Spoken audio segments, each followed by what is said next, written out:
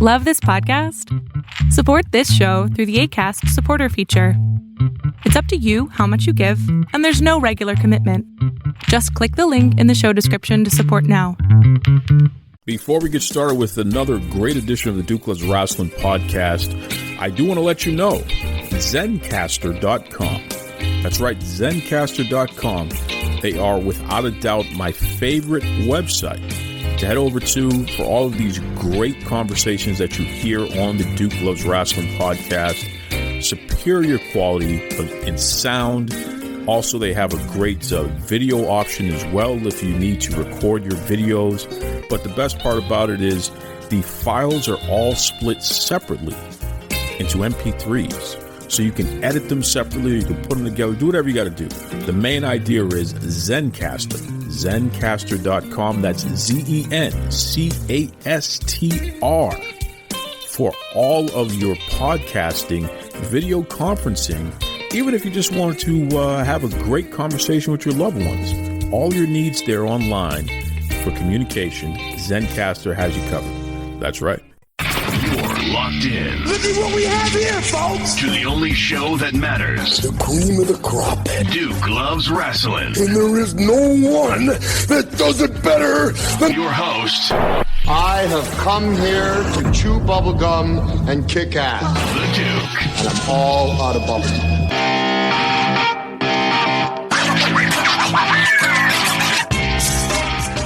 Hello, my name is Captain Jack Claffey. I am currently employed by BKFC, that is Bare Knuckle Fighting Championships. I am a bare knuckle boxer / pugilist / dandy pirate / general British person. Bare knuckle boxing obviously has a very rich history, both in the UK and America. It's hundreds of years old, and it's recently become one of the most fastest growing combat sports in the world. And whilst my personal history might not have been tied too much to it, combat sports has definitely been something in my past.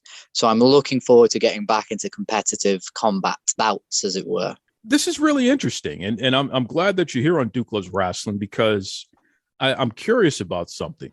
We know that, the pro wrestling thing, it ended in kind of an abrupt manner. And we got a new chapter now with this bare knuckle. And what I've noticed is that people are kind of split into two camps. You have the Captain Jack fans who are just excited to see you and to see what you're going to do and to be able to watch you continue to perform because, they're conditioned for that and they've always enjoyed you. And then you have the naysayers. You have people who legitimately are going to be tuning in to watch you get punched in the face. That's what they want to see. How does it feel to have those types of extremes, and does it motivate you in any way? It's an interesting question, isn't it? Because, people can derive motivation from all sorts of different places. And I think as long as you know why you're doing something and why you're motivating yourself moving forward, that's going to help you. So I do appreciate the people that have kind of stuck with me and want to see me do well, sending messages and, just general support. I understand that those people are the people that I need to actually pay attention to. Those are the people that have a certain fondness for me. Anyone that holds negative thoughts to me, anyone that if your only dream is trying to stop mine, then you're not someone I have to deal with. However, I will kind of, have my cake and eat it too. If you do want to see me get punched in the face, if you do want to see me get a bit cut up and bloodied and beaten and battered, you're in for a good time because BKFC are going to allow that to happen. I'm going to be in a bare knuckle contest. It's going to be a brutal sort of affair. I kind of know that already going into it, and it's going to excite me. But the thing that motivates me is this is something I want to do. I found I was very unmotivated, particularly towards the last few years of my professional wrestling career, because I just found it wasn't, or at least the situation that I was in, I didn't want to be there.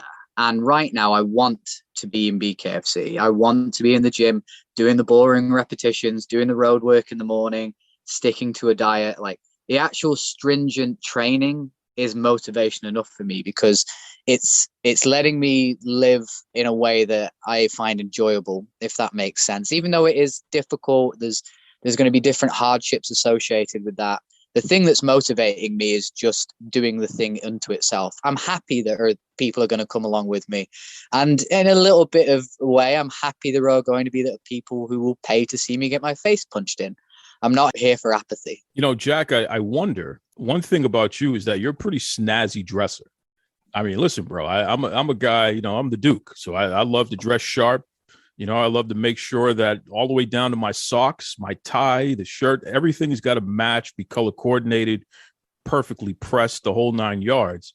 And you definitely are a guy who can dress to the nines. But then you have these tattoos and you have these videos where you're training and somebody's literally punching you in the stomach just to toughen up your solar plexus, so to speak, to get ready to feel, you know, bare knuckles punching you in the stomach during an actual contest and what have you here. So you have this totally other side that you're revealing to the world. And it's this guy who, in my opinion, is some kind of ass-kicking machine.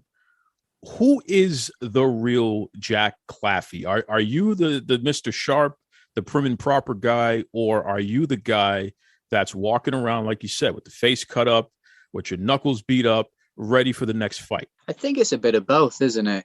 I don't think anyone's mutually exclusively just one thing. You know, people get known for a thing. You know, you have that friend who's the person, you know, he's the video gamer. This guy always plays all the video games. He knows all about the video games. This person knows all about music. That's the person you ask, hey, is this album any good? And I am a bit of a snappy dresser. I'm pretty good with color coordinations and patterns and stuff like that. But it was something that I did, you know, not to always bring it back to pro wrestling, but the reason the tattoos kind of became a thing was that I felt that there was another side of myself that I wasn't necessarily showing. I thought that I could kind of integrate it into what I was already doing and, you know, be a bit more of a fleshed out person, at least in my public life, you know, because anyone that knew me, like really, really knew me, understood that I enjoyed dressing well. But the minute I turned up with all those tattoos, because I kept it very secret from a lot of people, when I suddenly appeared and I was very fully tatted up and everything, everyone went, oh, yeah, that makes sense. He was going to get them eventually. This is just kind of the thing he was always going to do. So to me, it's a little bit, it's hard for me to get through an interview without saying, not to be pretentious, but not to be pretentious. There's, you know, a psychoanalyst called Carl Jung, who talks about like the shadow self and the ideas of different personas and how people can have multiple identifiers to themselves, depending on, you know, like situation, time. And I kind of think of it like that. It's sort of like, you know, a mask. Everyone's got multiple different masks that they're slipping on and off. And sometimes I'm the dandy fop who has the nice, you know, Duke kind of check things. And then sometimes I'm the person who has their eyebrows cut open and their knuckles all bruised up, who's covered in tattoos and is looking a bit grim, who's looking a little bit dour, shall we say. But it's all part of a complete package. I'd say they're both me, but they're both aspects of me. You know, there's a whole other aspect of me who's very much into reading, and I'll talk to you about classic or medieval literature or art. And then there's another part of me that's very into 1970s punk music and new wave. Like, you just have these different personas and part of you, and I'm kind of selectively picking parts to show people. And I don't want to show people everything. You know, you got to be my friends for that. You know, it's funny that you say that. I could totally picture you as a 1970s, early 80s punk music guy. In fact, even the blend of punk and reggae, especially in those earlier years, which eventually bled over into ska. Is that your music? Is that the stuff that you really enjoy listening to when you want to get pumped up? So, yeah, I've been listening to a little bit of the, you know, you're talking about like punk and reggae. I have been listening to a little bit more of like the Slits recently. I think they're probably the most prominent band that has like a reggae influence for me. But in terms of new wave, honestly, I've been listening to a lot of Blondie in the gym. There's something about Blondie music that maybe it's the rhythm and, you know, it's still quite quick, but it's got that disco-y feel. Blondie and Joy Division. So those two have kind of been on repeat in my playlist, and Susie Sue and the Banshees are kind of sneaking their way onto that list as well. That album Juju has been on repeat a lot recently. So that's kind of, it's a little more, I think Joy Division was a bit more influenced by German music around the time, but obviously like Blondie's got like the disco vibe, and you've got the kind of gothic vibe with Susie Sue. So it's a tiny bit all over the place, I'd say. You know, but what's funny is that not you? this guy who could go one way or go the other way, but it's all encompassing. That is so interesting that you say Blondie, because that's Jack. That's Jack 100%. Yeah. Jack, I'm a big MMA fan. I go all the way back to the beginning, the early UFC, even before that, ESPN in their early years, they would always show karate fights and things like that. And then it was cheap to air. So even before the quote unquote tough man competitions, you had pit fighting and things like that. When the Street Fighter video games came out, it seemed like everybody was trying to do their own real version of that, which is really interesting. Pro wrestlers have an interesting history in combat sports, and it's either hit or miss. I mean, you got guys like Ken Shamrock and Dan the Beast Severin, who have been pretty successful. They're Hall of Famers. You have guys in later years like Brock Lesnar, who certainly he became a world champion in mixed martial arts, but he also took his losses. And then you have guys like CM Punk, who just got completely exposed for not being on the level of, the mixed martial artists that are out there in modern times here. You have an MMA background, so it's not like this is anything new to you. Although with Bare Knuckle, I know that this is its own separate world here. Are you prepared, Jack? Are you prepared to really start taking these hits and really be in a situation in which another man is trying to knock you out, flat out, man? And you're going to have to dig deep in order not only to survive that, but impose your will on him. Are you prepared for this? I'd like to say like 100% I'm prepared, but until I get in there, I couldn't definitively say yes, I'm absolutely ready.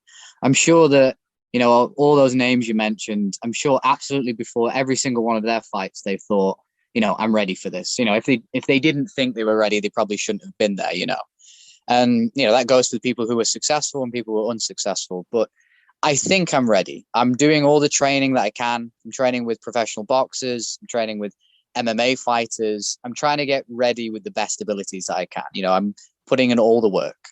So I am looking forward to it. There's a little bit of me that wants the first fight to be, I get knocked down, then he gets knocked down, and it becomes, like a Hagler-Hearns kind of exchange. But I'd rather go in there and just mow the guy down as well. I'd rather get in and get out and be absolutely happy with it.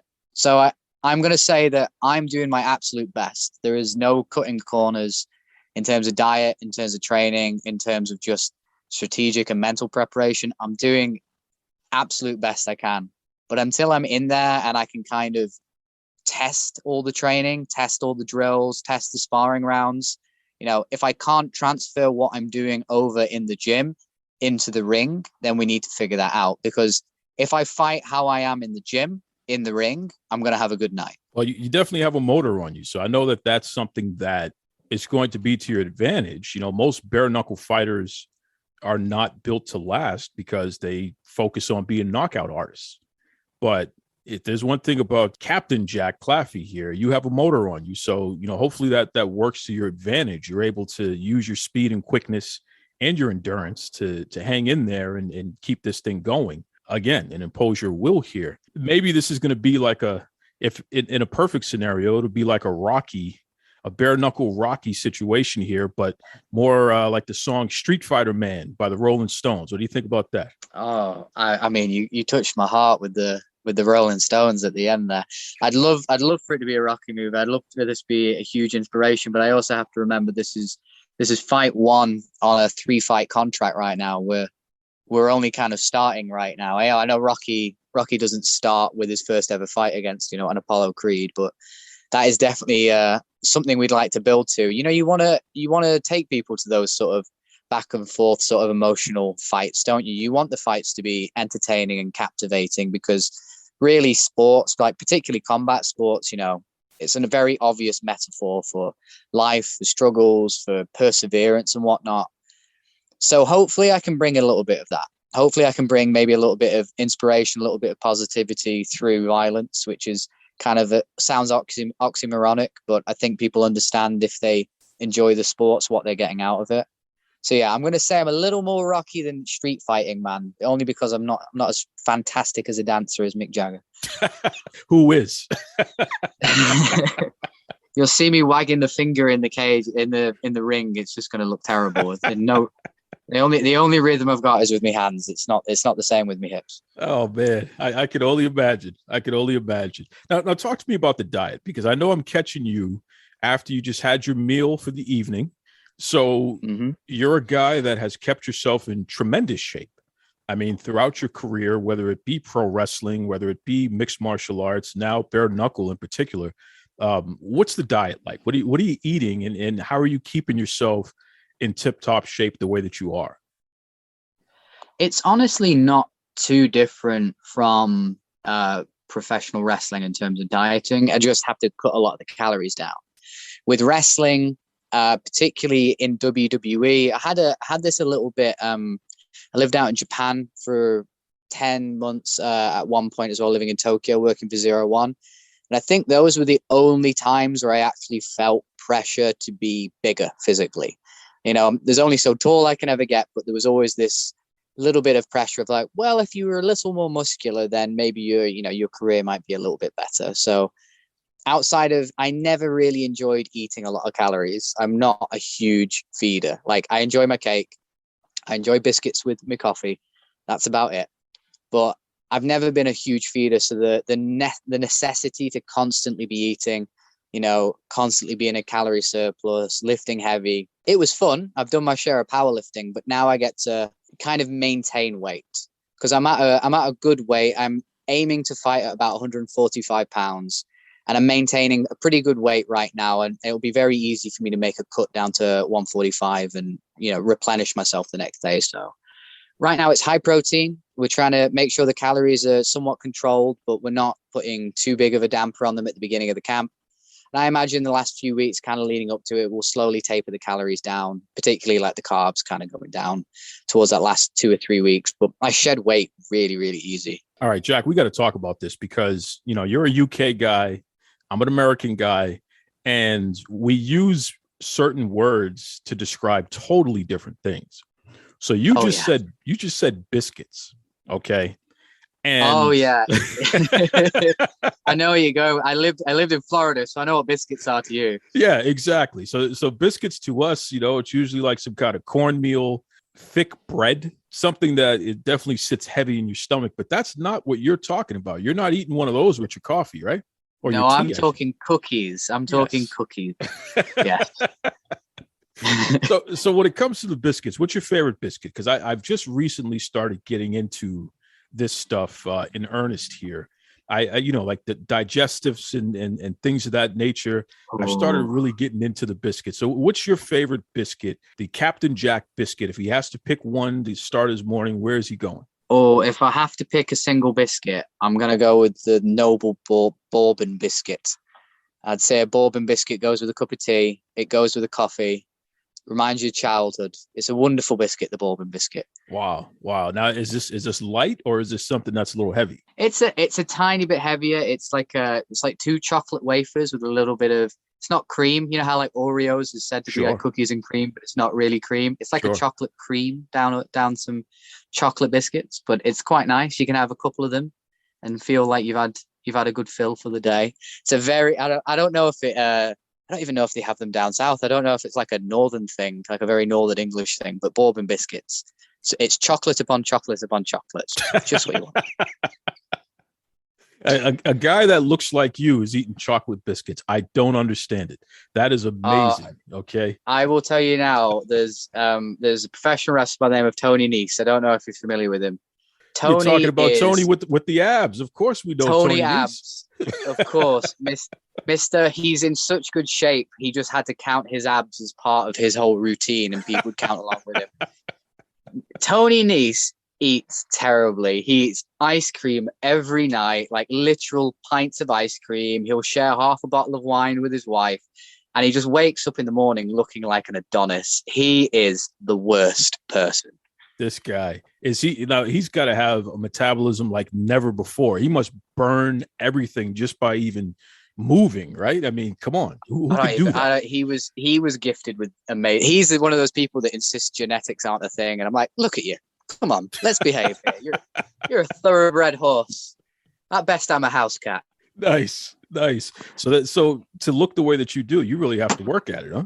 I do indeed. Yeah, unfortunately, I'm not someone who naturally like packs on lots and lots of muscle. I am more built for endurance, I would say. That's one of the things. You kind of alluded to it before. Like cardio has always been king for me.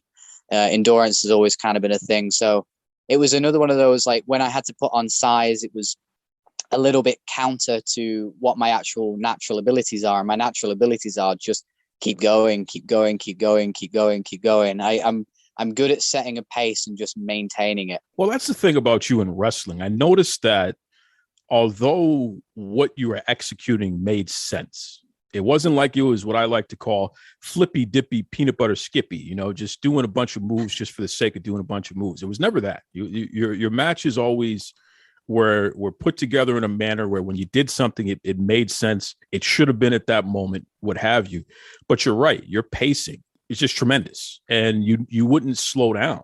So that's what, when I talk about your endurance, that's what I'm making reference to there. For a guy to be able to run around the ring for 10, 15, 20 minutes at a time. I mean, how the heck do you do that?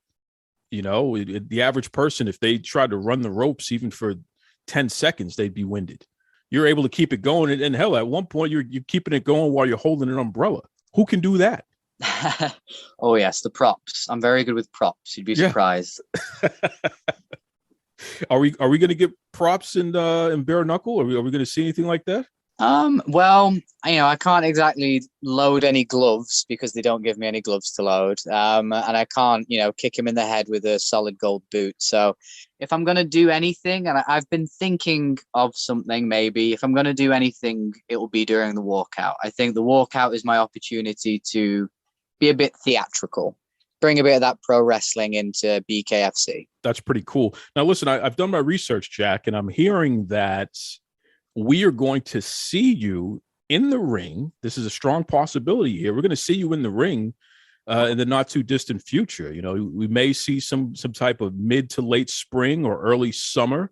Are you training with that in mind? Are you targeting that time period at this point? Absolutely. Yeah, we've come to a verbal agreement in terms of weight class and time and opponent as well. Actually, we're just waiting to get everything signed, sealed, so that we can get everything officially announced. But as far as I'm concerned, I'm in fight camp right now. This is cool. He's in fight camp right now, but he's still having his biscuits, folks. Keep that in mind. I'm telling you. They'll get whittled out at the end of the camp, I'm sure. They'll take away me chocolate. Well, wait a second. Don't forget, a guy like The Rock, he has to eat entire pizzas, like literally 2 or 3 pizzas at a time, just to maintain his look.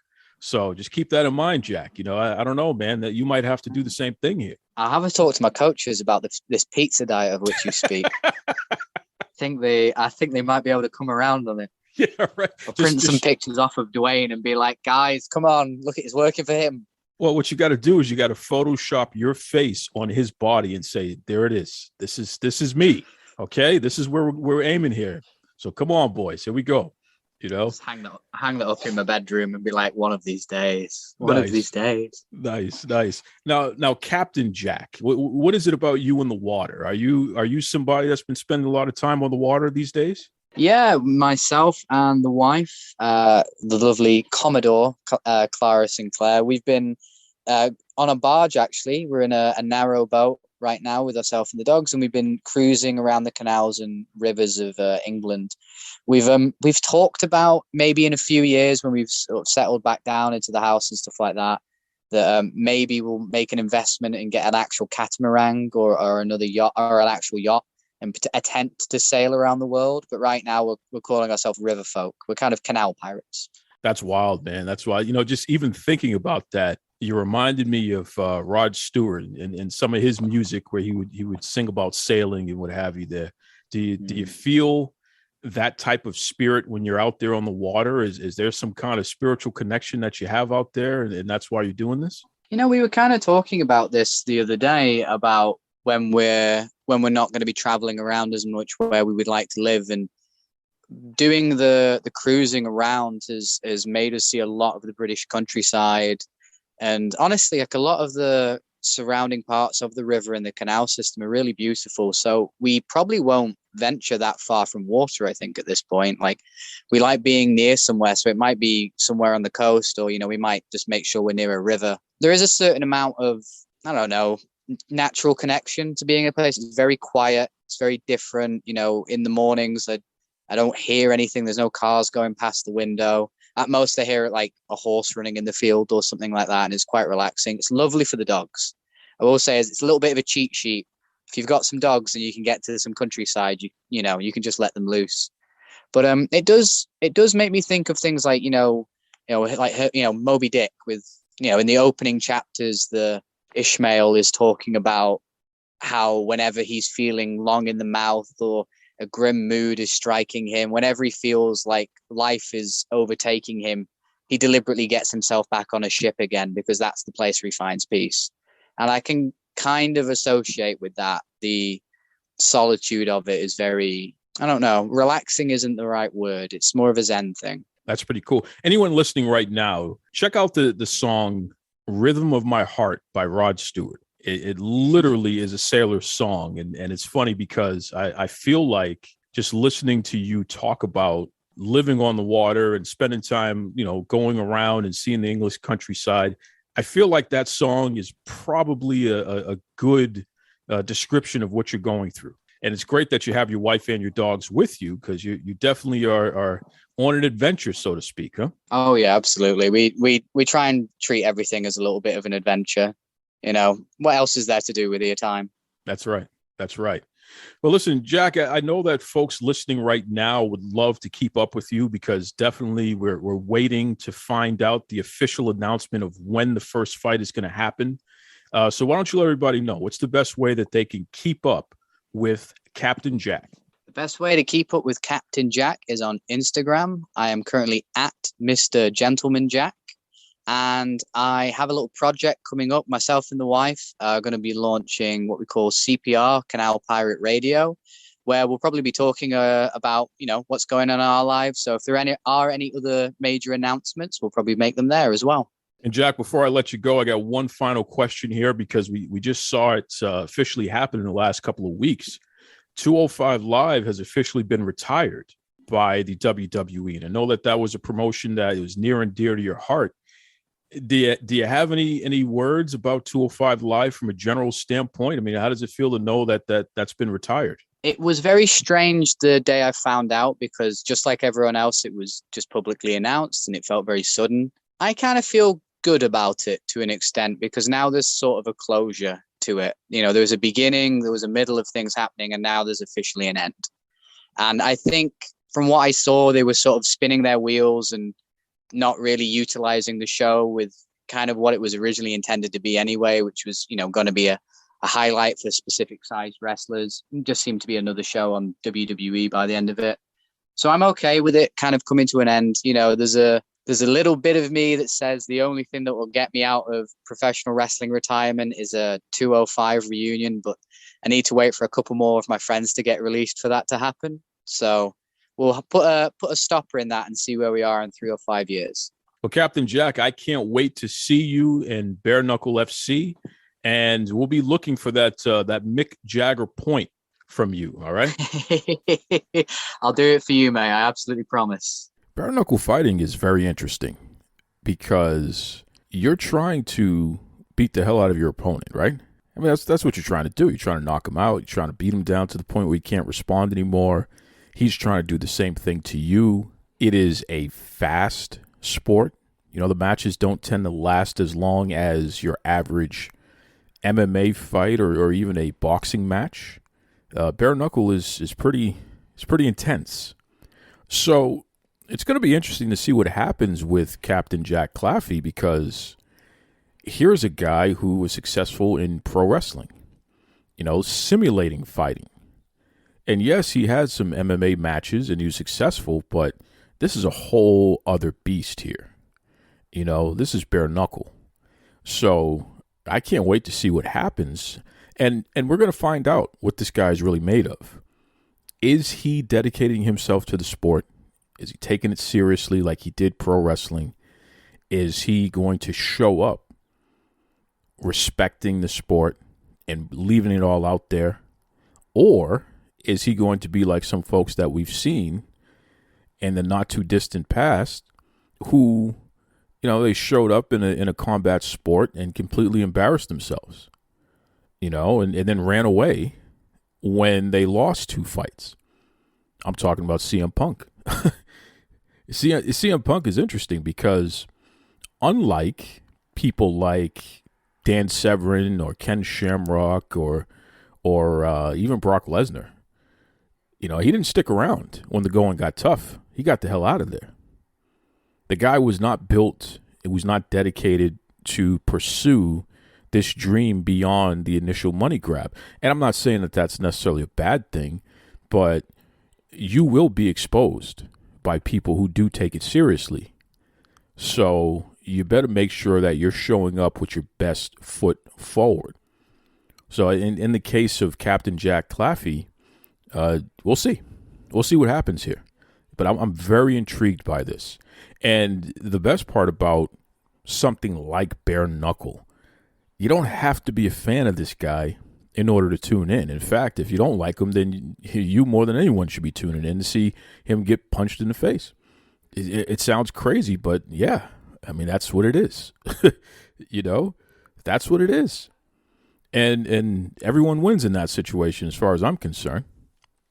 I tell people all the time, listen, your supporters are fantastic. And Jack said it too. Your supporters definitely are people that you need to pay attention to and make sure they know that you appreciate their support. But I got another caveat to that. Your detractors are your biggest fans. Your detractors wake up every day hoping and praying and wishing and then sometimes maneuvering to try to make it possible for you to experience demise. So, shout out to the detractors because a sport like Bare Knuckle was really made for them. You literally can turn on your pay-per-view or show up at the event, buy your ticket, and watch the person that you have so much personal animosity toward.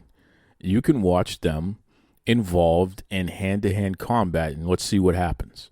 But win, lose, or draw, very few people walk out of a bare knuckle fight unscathed. Even the winners, they got shiners and beat up faces and what have you. It's just the nature of the sport. It's brutal, but it's also poetic in a lot of ways. It's beautiful. So again, looking forward to this. I know that these folks they're shooting for hopefully as early as April. Sometime mid to late April. They're hoping to put on the first match for Captain Jack Claffey. But it could be as late as sometime in the summertime. So let's see. I guess it all depends on how quickly they can get a fight, an opponent put together, sign the contracts and what have you. But this man, he signed a 3-fight deal. This isn't a one-off. So looking forward to seeing what happens there. That's right. And hey, welcome back. Welcome back to Duke Loves Wrestling, the show about pro wrestling, combat sports, and everything else. I'll tell you, we got an interesting episode here. You just heard from Captain Jack. And a little later, we have a guy by the name of the Midnight Special.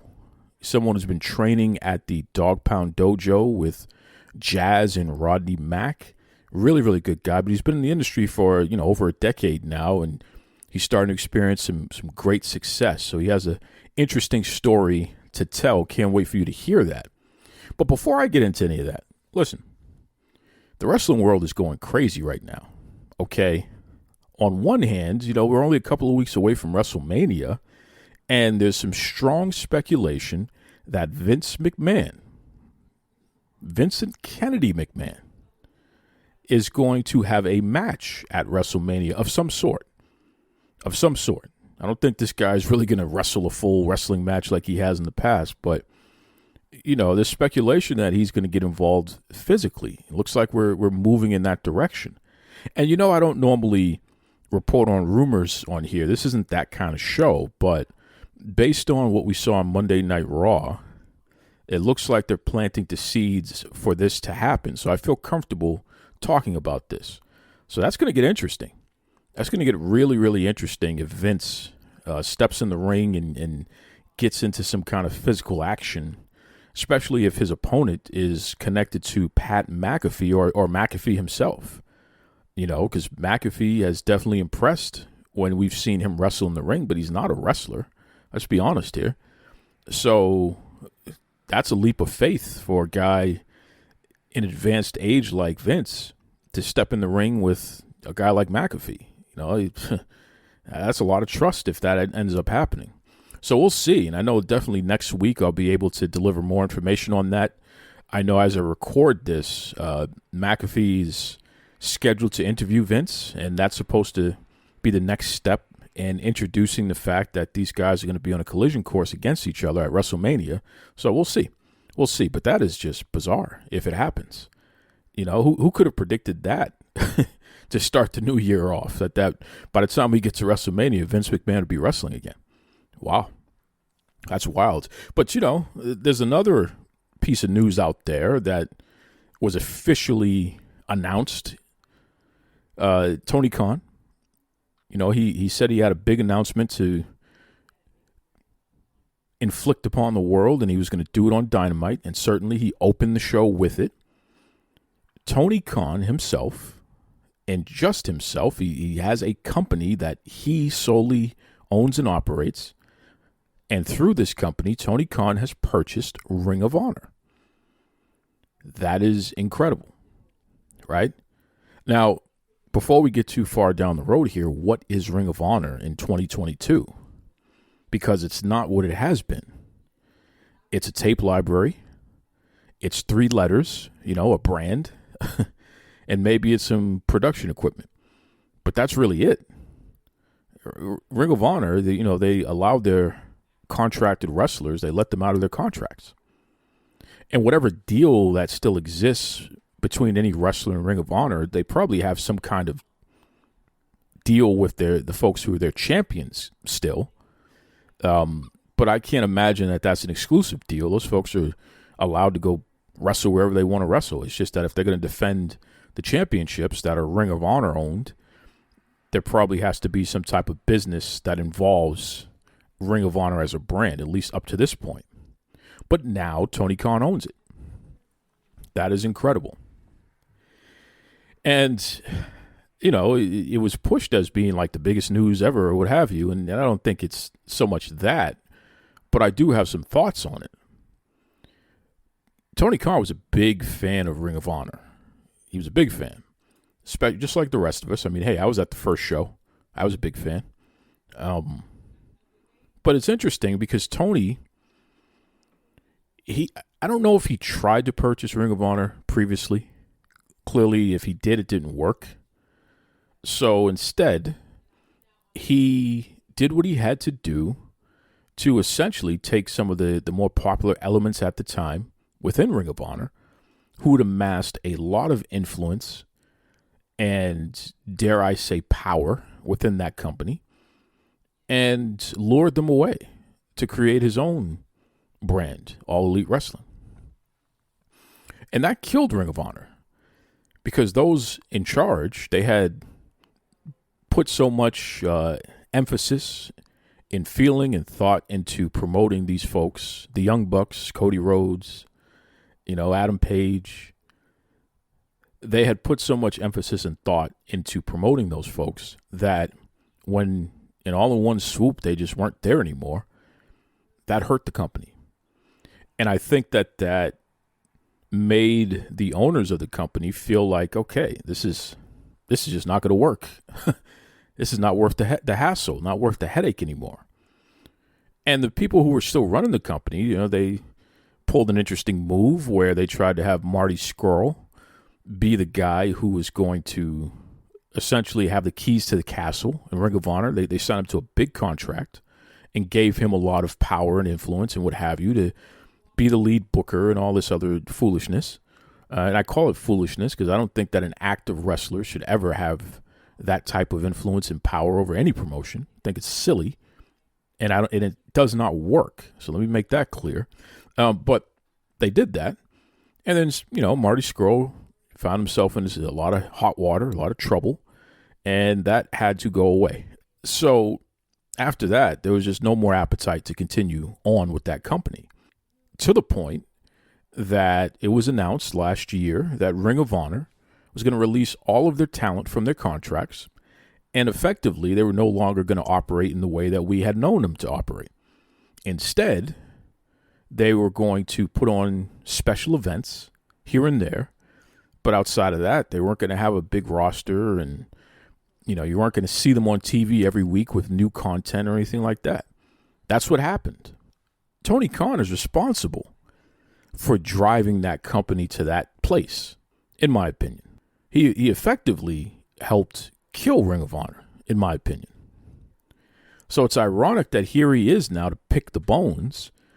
And, there's speculation out there that he paid somewhere around $40 million for whatever Ring of Honor is today, which might be a little on the steep end, by the way, but that's what he did. So it's just interesting. It's interesting that this guy who claims he was going to offer an alternative to the WWE and their whole way of doing business, he's clearly doing his best version of Vince McMahon, right? He's killing promotions, picking the bones, right? And it's funny because Tony went out of his way, even in his press release, to point out that he is going to be the owner of Ring of Honor. He alone, and the company that he runs. And a lot of folks, that I think they missed the point of that. Tony Khan is not the owner of All Elite Wrestling. He's not the majority owner. He's not the major holder of power in that company. He's the president of the company. And I believe he has invested some of his own personal money into that company, but no. All Elite Wrestling is owned by his father, Shad Khan. That's his company. So, technically speaking, Ring of Honor is the first pro wrestling company that Tony Khan has ever owned, personally. Good for you. So it's really interesting. And I know a lot of folks speculating, well, maybe they're going to turn it into a developmental territory and they're going to do that. Yeah, whatever. How many times in history have we seen that happen, right? You've seen it everywhere, from when Crockett Promotions took over UWF, and essentially what happened? They closed the UWF, man, and just absorbed them and just made one big company, right? WWE, they took over ECW, took over WCW. For a while, they used them as separate brands, but in the end, it just didn't work out. They just absorbed everybody and just called it WWE. That's it. This type of stuff does not warrant separate brands. It does not happen that way. And for it to happen that way, that would require a tremendous amount of commitment to a vision. And I'm not so sure that Tony is the type of visionary to do something like that. And I don't think it even makes sense to do it, quite frankly. You don't need Ring of Honor as a brand outside of featuring them on a streaming platform where you're showing their tape library. Outside of that, you don't need them as a brand. You don't need their title. You don't need anything about that. No, that's a dead brand. And the person holding the bludgeoning weapon who, did it is also the person who owns them now. Imagine that. Again, I'm just giving you my interpretation, my opinion. Doesn't mean I'm right. Doesn't mean I'm wrong. But this is a take, right? But it's funny because something else interesting happened on Twitter related to this. And I couldn't help myself. Of course, I had to say something because why not? Maria Kanellis-Bennett. You know Maria. She took the time to tweet at Tony Khan. And I'm going to read this out here, actually. Check this out. Congratulations, Tony Khan.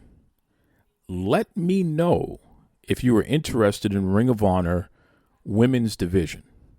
They are incredibly talented, great humans, and deserve all the accolades in the world. ROHWD. That was the hashtag, which stands for Ring of Honor Women's Division. As opposed to Women of Honor, I guess. Well, sure. I thought that was really interesting. That was a really, really interesting thing for Maria to tweet out, and here's why. If anyone, including Tony Khan, is interested in any talent that had ever worked for Ring of Honor, that had ever been under contract, that had ever wrestled a match in that company, why wouldn't he just directly contact the talent? Why would he need to, or why would he at all even consider contacting Maria Kanellis-Bennett as it relates to getting in, to communicating with anyone who is part of the Ring of Honor women's division? I don't understand it. Everybody has social media today. It's the wrestling industry. He pays a lot of people. It's not like he can't get in touch with just about any wrestler in the world at this point. It's pretty easy to do. I don't understand why Maria would be a person that would be involved in that in any way. Now, if Maria is jockeying for a job because she wants to help be a woman behind the scenes who helps with the content and ensuring that it gets delivered in a more respectful and serious manner, then I understand that. But say that. Say you want to be hired as an executive behind the scenes to help with their overall women's division, and that includes bringing in women who are part of the Ring of Honor women's division. Say that. But this other nonsense that she's talking about here, and that's my interpretation of it, is nonsense. It got me wondering. And listen, I'm gonna do my own Telly Savalas here. For you young folks, look it up. I'm gonna be Kojak for a second here, okay? Because I already have the bald head, I already have the fedora. I'm gonna go to the store. I'm gonna pick up some lollipops. I'm gonna go into my bathroom mirror, and I'm gonna practice my single eye wink. Wink, wink, wink, right? And I'm gonna I got the vocal cords, so I'm gonna start walking around and saying, "Have it your way, baby." Not bad, not bad. I'm going to be Kojak. I'm going to do some detective work here because I'm curious. Is it possible that Maria Kanellis-Bennett has some type of, Vern Gagne-style deal where in order to do business with the women who are part of the Ring of Honor women's division, as she refers to it, somehow, some way, Maria Kanellis-Bennett has to get a piece of that action? Is that possible? Because the way she's talking, it almost seems like that's a possibility here. I don't know. Or let me go a step further. Is it possible that Maria Kanellis-Bennett has some type of Fabulous Moolah deal with the Ring of Honor women's division, those who are part of that? Fabulous Moolah used to have a group of women wrestlers that she would bring all over the world. And the deal was she would go directly to the promoters and say, "I got my girls. They're going to put on their matches on your card." The promoters would pay Moolah directly, not the actual other wrestlers. They would just pay Moolah. And with the expectation that Moolah would then take that money and then pay the wrestlers who were part of her stable, for lack of a better term. And see, Moolah wouldn't do that, though. She wouldn't just pay those ladies for their work. No. She created dormitory situations, so she was putting them up, room and board, and she was responsible for whatever they got to eat and all this other stuff. All they had to do was wrestle. They did not get much of a piece of the action. She was controlling all of that, right? Some people have referred to it as a madam situation, for lack of a better term, right? Terrible stuff. And shame on any promoters, including Vince McMahon Sr. and Jr., who's still alive today and still operating WWE. Shame on you for contributing to that mess. Is she running something? Listen, I'm just asking questions here, right? I'm not trying to make any claims. I'm just asking questions because I don't understand why you would put out something so ridiculous. That the promoter should get in touch with you about the Ring of Honor women's division. No. He should be speaking directly to the talent. What do we need a middle woman for in that situation? Unless. So, I'm going to do my Kojak. I'm going to investigate this. I'm going to figure out what's really going on. Because I'm sure that most of my peers, other podcasters, or all of you serious wrestling journalists out there who love to sign your NDA so you can party with Tony Khan and do all these things. You think you're friends with the wrestlers. You're not going to pursue this. Of course not. Why would you? Why would you want to know what the heck this woman is even talking about here? Why would you want to know if there's any kind of carny, funny, phony, baloney, funny business going on here? Right? That would require you to actually give a damn about the wrestlers and give a damn about what's going on. And it's simple. If this was just her, using a play on words and what have you, so be it. But it's worth asking the question. And listen, Maria Kanellis-Bennett, she's no lightweight. Highly intelligent, highly educated, and she has some pretty interesting friends there, right? Don't forget, we have it on great authority. We have full documentation. We have videos. We have episodes. We got the whole 9 yards of Maria Kanellis-Bennett doing business with, Donald Trump. And I don't know if they're still friends or they still do business, but, she at one time was mixed into that crowd. So I got to be careful what I say because, look, I don't want, whether it's Rudy Giuliani or the Mooch or Bannon with his lovely skin. I don't want to be on the wrong side of these folks because, they got friends in some pretty dangerous places. Some comrades in some pretty dangerous places. So I got to be careful. I don't want Vladdy and the crew to, pay me a visit because, if somebody gets on their bad side, they turn into a Smurf, which we literally saw happen before. Very interesting. But, I'm being tongue in cheek here, obviously. But in all seriousness, though, it was a strange thing for Maria to tweet. And I am curious. And it's funny because, me, I'm the Duke. So if I'm going to talk about you, I'm going to talk about you directly. I don't want there to be any confusion. I don't want anybody to think that I'm talking about them when I'm not. I want to make sure everybody understands what I'm talking about here. So I tagged Maria, and I asked the questions. Is she doing a Vern Gagne or is she doing a Moolah? And she blocked me, which is fine, but it does make me wonder even more now. Now it goes from being mostly a joke to being a serious question. Why would a promoter need to contact you in order to talk to these women? What is that all about? And it's not that she said that they needed to, but she definitely encouraged Tony to reach out to her if he's interested. Why would he do that? So stay tuned for that. I'm going to keep asking that question. And, I get canceled every other day for everything else that I do. So I might as well, just make sure that there's no funny business going on over there because that would be terrible. That's right. Okay, now that I've, pissed off most of the world, let me move on to something that will probably get you back into your good graces here. I got a guy who is just a fantastic human being, and, he's a very talented wrestler. He's getting some great training down in Texas with the Dog Pound Wrestling Academy. Dog Pound Wrestling Academy is interesting because it's owned and operated by Jazz and Rodney Mack, right? And Teddy Long, he's another person who is heavily involved in what goes on over there. James Beard, he's a mentor that pops in and out and what have you. Just really solid foundation.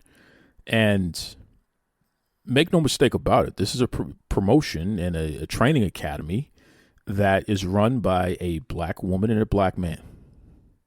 And I want to make that clear because the Dog Pound Wrestling Academy is a medium that's training the next generation of future stars.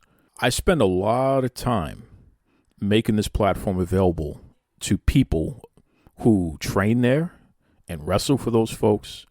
And obviously with Rodney and Jazz, of course, doors always open for them to be guests on the show, and they have been. It's been fantastic.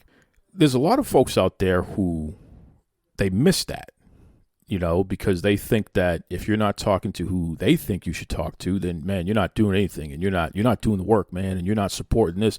Listen, that is a training facility that is owned and operated by black folk, man and a woman, husband and wife, legends in this industry that don't get their just due. And I make Duke Loves Wrestling available for their team. Have their talent come on the show and introduce themselves to the world.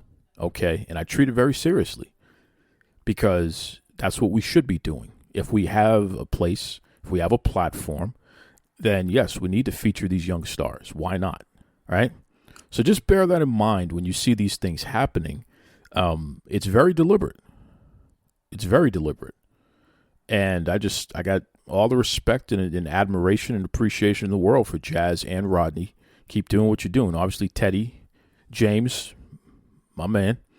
So, great folks. So without further ado, from the Dog Pound Wrestling Academy, the one, the only, the Midnight Special. What's up, everybody? It's everyone's favorite Dog Pound Championship Wrestling superstar, and mine too, the best kept secret in all of professional wrestling, the Midnight Special. Well, the Midnight Special, listen, it is so cool to have you here on Duke Loves Wrestling. And I got to tell you, one of the things I like about you is that you're a guy originally from one of my favorite states in the entire world, a state that always has shown the Duke some love. I'm talking about Arkansas. So I gotta tip my hat to you, brother. You're one of my Arkansas cousins there. What is it about Arkansas barbecue? Because I'm a food guy, and I swear the best barbecue I ever had in my life was out there in Arkansas, just outside of Conway, Arkansas, actually. What is it about the barbecue over there that makes it so much better than the rest of the country? Man, I hate to turn heel on you here, but Arkansas barbecue is good, but I was always more, I like Memphis barbecue, man. I'm from Arkansas originally. I love Arkansas. I got my roots there. I started wrestling there, but most of my grown-up life was in Memphis, and you can't beat Memphis barbecue. I mean, they got a whole barbecue fest for a week. And man, like, you can't beat Memphis barbecue, bro. All right, let me tell you something, Midnight Special. Okay, I thought you and I were going to get off on the right foot, but you just made the biggest mistake of your life right here by disrespecting Arkansas barbecue. Okay, and then you have the audacity to say that Memphis barbecue is better. So here's what's going to happen. I'm going to put a bounty on your head. All right, and for everybody out in Texas, especially if you're from Arkansas, I am going to give you a bag of nickels if you mess the Midnight Special up, because this guy needs to understand he needs to be taught a lesson for disrespecting Arkansas barbecue. What do you think about that? Oh, man, you ain't got to do all that. Now I got to worry about my partners from Arkansas, like my tag part. I got to worry about that now. That's not cool. Watch your back, Midnight Special. Okay, now listen, I'm a podcaster, so I'm not a tough guy. Notice how I said I'm not going to do it, because you could definitely kick my ass, but I'm definitely going to pay somebody, probably your partner, to straighten you out until you get your act together about this Arkansas barbecue, bro. I mean, I hope you don't go in debt, bro, because not too many people are going to be able to collect on that. You know what's fun about you, Midnight Special? You're a guy that is a natural on the mic. So even outside of your wrestling, you're someone that the fans enjoy, especially when you're cutting a promo or what have you. Where does that come from? I mean, does it run in the family that to be able to communicate with the general public as effectively as you've been able to do? I used to say no, that it was all me, but my dad was a Baptist preacher, Southern Baptist preacher growing up. And he used to say I was just like him. And of course, typical, teenager. Yeah, I was like, yeah, no, but no, he could get up there and, man, do it the same. But instead of an arena full of wrestling fans, it was a church full of church people. But he could do it, man. But to answer your question, I think I get most of it from my dad, but a lot of it, as cliche as it sounds, man, a lot of promo time in the shower, in front of the mirror. Like from grade school up, I always knew I wanted to do this. So I would be in the if anytime there was me time in the shower, anything, like you'd hear my dad from the other room, "Will you shut up?" Because it was nonstop. You know something, Shawn Michaels, Ric Flair. When I get, I just love, it's all I do to this day. Promos, shower, mirror, in the car. on the drives to the gym, in the gym, in the locker room, in the gym, man, just promo. I love it. And, that's a lesson for a lot of other wrestlers out there, because I don't know what's been going on Midnight Special, but it seems like throughout the industry, the promo is something that has taken a step back. The quality is not there like it used to be. Yeah. And so, which for you is a great thing, because when a guy like you comes around and is able to cut such a strong promo, you stand out. You stand out above most of your peers there, which is really, really cool.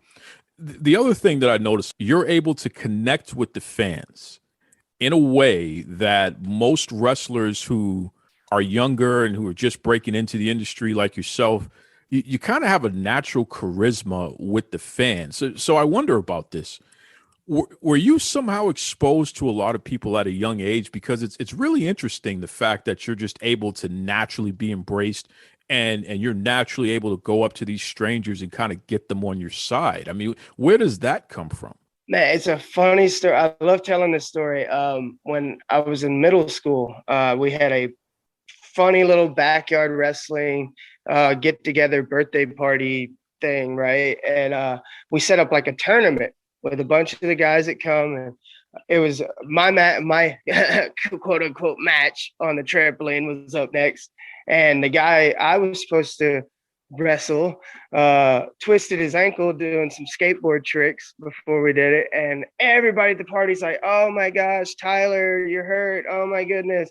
And I found out at an early age that I have a knack for making people want to punch me in the face. Because while everybody else was worried about him, I was just like, well, I guess I go to the next round. Loser. Way too much watching Shawn Michaels growing up. Way too much. What is it about Shawn Michaels that draws you to him so much? Because this is interesting that we've only been going for a couple of minutes now, and you've already mentioned him twice. Why Shawn Michaels? That's my hero. My mom and dad separated when I was really young, and my dad had to work all the time. So I don't know if you're familiar with the old movie Cable Guy with Jim Carrey. Absolutely. Where he watched so much TV by him that he was like raised by it. Well, that was kind of my thing, except my full-time dad, while my dad was working and providing for me, was Shawn Michaels. And so I had to develop this little interesting thing where I can sound like him and do all his mannerisms, which led to WrestleMania weekend in 2014, New Orleans. I won the Superstar Impersonation Contest during Fan Access as the Heartbreak Kid, Shawn Michaels. Oh, this is interesting. So do you have video of that at all? Unfortunately, the only footage is like they did a little kids version and then they did all the adults. There's clip of them giving the prize to the little kids, the winner of the little kid group.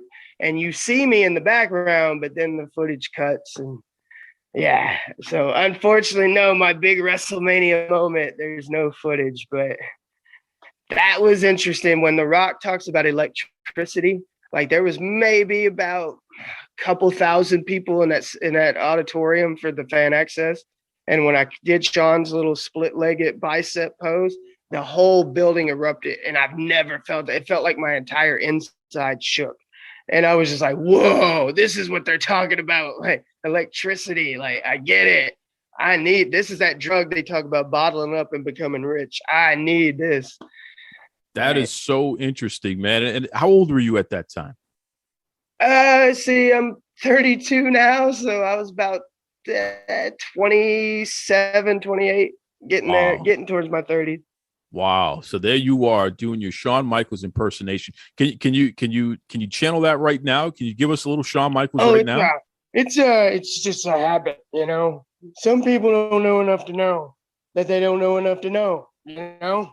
It's just it's a security blanket. Like when my grandmother died a few years ago, she wanted me to talk and I didn't want to talk. So to keep from crying and bawling like a baby, I just went up there and became Shawn Michaels. Like, you know, my grandmother, she was my biggest fan. She said when I'm sad here today that the shell's here, but the nut's gone. But that is incredible. We're talking to the Midnight Special from the Dog Pound Dojo. legitimately one of the most beloved characters that's making his rounds. You know, he's starting to tear it up down there in the Texas scene. Really, really interesting guy here. What makes you the Midnight Special? Because that's a very strong name that you have there. That's really, really interesting. And I know there have been tons of songs and movies and what have you with some kind of variation of the Midnight Special. But what makes you personally the Midnight Special? I sound like the cliche, but I'm told that not everybody from their cousin says that they live for this business. They eat, sleep, and breathe it. I actually did. Like I didn't watch other stuff growing up. I didn't go out for the football team. All I thought about was wrestling 24/7, 365. Like if I had a project, theater class, high school, had a project about a pharaoh, a traveling man, and a gatekeeper. Somehow I twisted all that up into the pharaoh was the Undertaker. Lights, music, smoke, everything. So many times I got a rap sheet. I still got it like printed out. I got a rap sheet from my junior year of high school. Suspensions for, DX crotch chops, super kicking someone, putting someone in the sharpshooter, cutting promos on teachers. Like, man, school was my wrestling ring. Like they got pee-wee football, pee-wee hockey. They ain't got no pee-wee pro wrestling. School, the second I hit those doors was my Madison Square Garden. That is incredible. And listen, there is so many people have said that. There's a whole generation of people who got in trouble for doing the DX crotch chops in school. That was the thing to do, and yelling out "suck it" all over the place there. So the fact that you kept your school rap sheet, all the times you got in trouble for that. I mean, listen, that's when we know that you are hardcore. You are the Midnight Special. I love it. I love it. Now you have a partner who is also an Arkansas guy. Yes, talk to us about the partner. Yes, my partner is the highest quality partner you could ever ask for. He is smoking Eric Bronson, and collectively together we make the Midnight Blazers. The Midnight Blazers. Okay, so what's going on? Who are you feuding with right now, and why? We were screwed out of the first ever Dog Pound Tag Team Championships in the Teddy Long Classic last month when Mike Anthony and John Omari cheap shotted us. So, I mean, we got our eyes on them. This past Saturday at the Pit, the Woodlawn Gym in San Antonio, we took two of the younger puppy dogs from the Dog Pound Dojo, Whiskey and Blue, the City Boys, and we showed them that their city ain't in our area code, Oh, boy. Okay. All right. You mean business here. We came out with that W, and that's all that matters. Now, the Dog Pound Dojo, I mean, come on. We're talking about Rodney Mack. We're talking about Jazz, literally wrestling royalty, the two of them there. What does it mean for you to be under the guidance, under the learning tree of folks like Rodney Mack and Jazz? Man, I might get a little emotional talking about this. I've been doing this for 13 years. Like I started when I was 18, and my first 10 or so years was in the Mid-South area, Arkansas, Mississippi, Tennessee. And I wasn't really treated so well. Like I wasn't liked, a lot of false promises. I'm not going to spill all the sour milk on here, but it really wasn't what I wanted my wrestling experience to be. And my dad passed away January 2020, and I was done. I wasn't going to do it anymore. I got rid of the gear that I had at that point. I stopped watching wrestling. I ate and drank and blew up. I'm only 5'6" now, and I blew up to about 225 pounds. And I was done. And I moved up with a buddy who actually wrestles for Dog Pound Championship Wrestling, Ivan Warsaw. He's one of the guys that helped train me back in the day, and he moved me up, got me in the gym, got me back in shape, and we saw an ad for a wrestling seminar with Jazz and Rodney Mack down in Irving, Texas. And I didn't want to go because I didn't want to embarrass myself. I was like, no, I can't get in front of them. I ain't been in the ring in a year. I'm going to embarrass myself. And he drugged me kicking and screaming down to Irvin. And for whatever reason, I don't know if it was divine intervention, my dad looking out for me up there or whatever, but we do the seminar and we go sit down for the I guess the Q&A session of the seminar, and Rodney Mack in front of a group of like 50 people point me out specifically and was like, come here, dog. Me? I'm looking around like, me? Like, and he pulled me aside. They put me on the show they were doing that night, and he's had my back ever since. And back in October, he called me and he goes, dog, stop messing around. We got you a place to stay.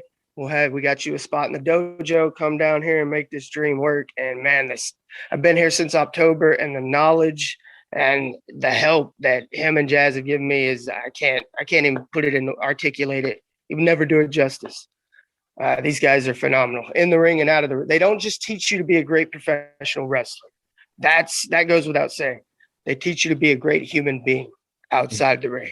Like, Incredible.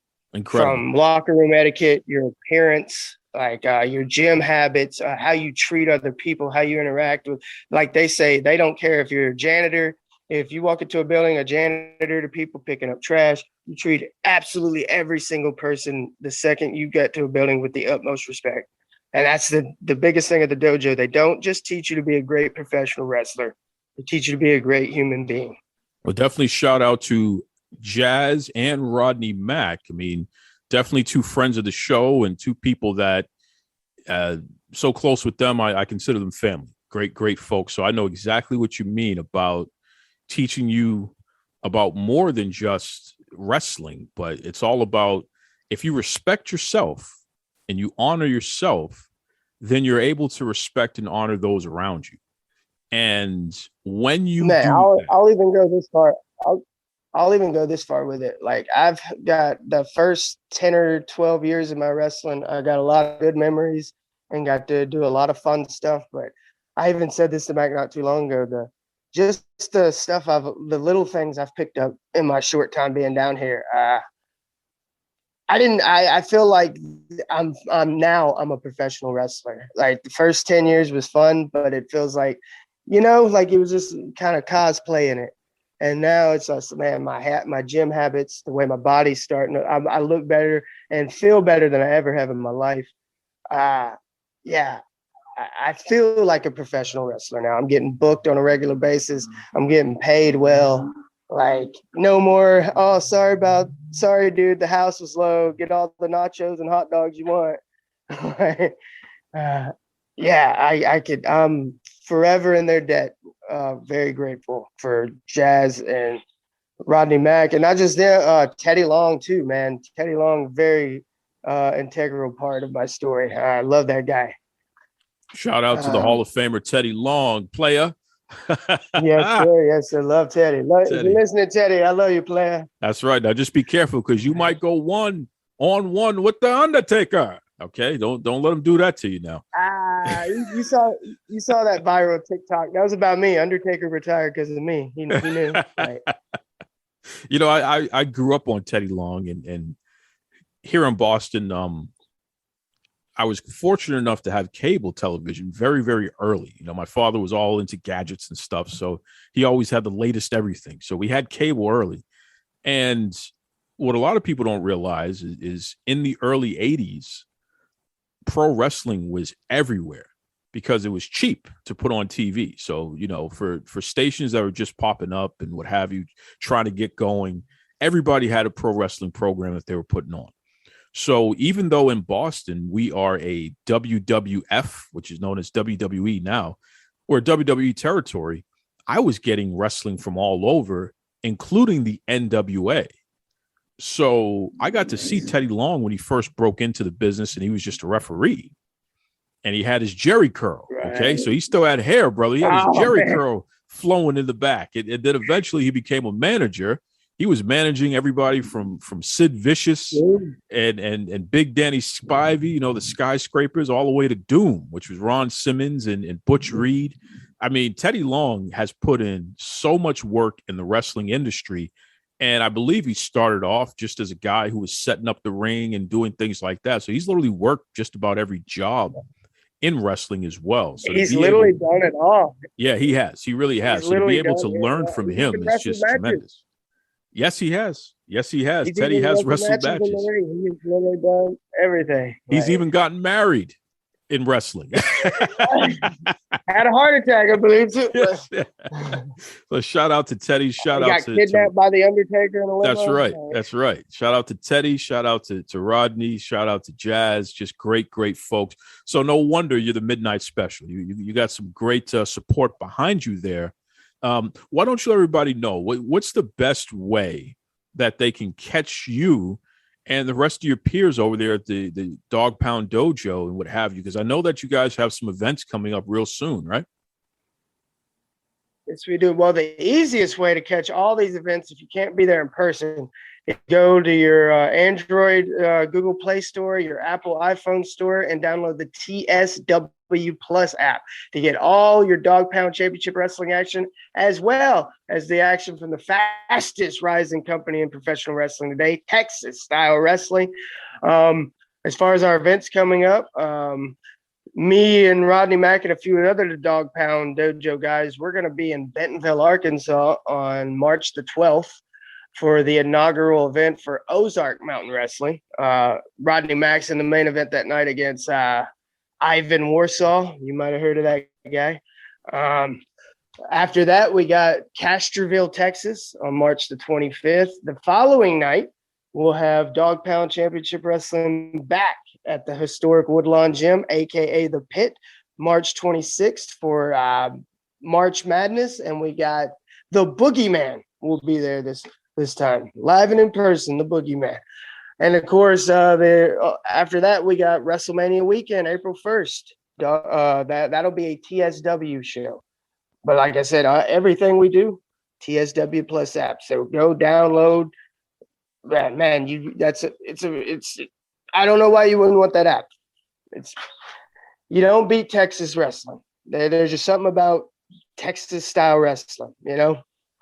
Well said. Well said. Midnight Special, let everybody know the best way that they can keep up with you personally. How can they follow you online? Yes, sir. I am on Instagram at midnight_special89. And you can find my fan page on Facebook at the Midnight Special DJ Michaels. Yes, sir. Great stuff. Great stuff. Now, listen, before I let you go, come on, man. I mean, you disrespected Arkansas barbecue. Is there any food in Arkansas that you can recommend for anyone passing through? What's the best food in Arkansas that's better than anywhere else in the world? Man, I think the best food you can get in Arkansas is if you get and you tip them well, get a DoorDasher to just go over the border and bring you some Memphis barbecue, and I think you'd be all right. And that is not a nose-growing Pinocchio promise, my friend. That is a Midnight Special guarantee. Great conversation there with the Midnight Special. I don't know. Listen, this guy could really mess me up. So here I am talking tough, and I can do that when I'm all the way in Boston and he's down there in Texas. But make no mistake about it. If we were in the same room, I would fix my attitude real quick because this dude is tough.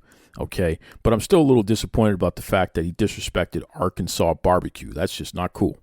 It's not cool. Anyway, definitely check out, I'll put all the information out there. You can check him out. Check out the Dog Pound Dojo. Definitely get the app. Keep up to date with what those folks have going on. It's just good stuff. Good stuff. Duke Loves Rasslin at gmail.com. Duke Loves Rasslin on Facebook, on Twitter, Instagram, you name it. Follow the hashtag, follow the name. Wherever you're listening to the show, give me a 5-star rating. Give me a rating, give me a follow. Make sure that you're doing that much for me, please, so we can continue to deliver some of the top-notch conversations that we do every week. That's what we're here for, man. Coming up on the 6-year anniversary, and I'm just so invigorated and pleased with the support that we get from all of you out there and through the years. It's so fantastic. And I got some great guests lined up. I'm very deliberate and very serious about having the voices that you don't normally hear out there, women and women of color and LGBTQ plus and you name it. Just you can expect that, especially this next year coming up. It's going to be even more. Going to turn the heat up even more and just hear more from people that you don't normally hear from. More indie wrestlers that you need to know about. That's what I'm here for. That's what I'm here for. Do I want to interview The Rock and Sasha Banks every week? Sure, that's great. But at the same time, I think it's important for us to show as much of the community as possible, whether it's the wrestlers, or whether it's the promoters, whether it's the fans, whether it's other content creators. Let's continue to show how diverse and how vast our wrestling community is. All right? So if you want to continue to explore that and continue to hear the diversity within the community, keep checking in with Duke Loves Rasslin, because I'm good for that much. With that said, be kind to yourselves, be kind to others. Take it away, Tony Schiavone. This is Tony Schiavone, and we're desperately out of time on Duke Loves Wrestling.